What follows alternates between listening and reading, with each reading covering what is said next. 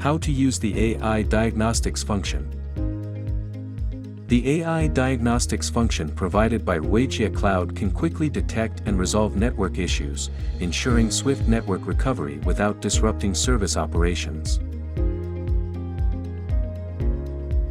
To use this function, go to the Use AI Cloud official website and log in with your Use AI Cloud account and password. Choose Project AI Networking AI Diagnostics. This function conducts multidimensional fault detection for egress devices, wired and wireless connections, and device performance. Click Start Diagnostics. The system will automatically initiate the diagnostic process. Please be patient as the detection process may take some time.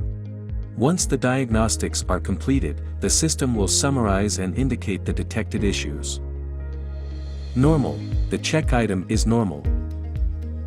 Grayed out, this check item is not applicable to the current network configuration.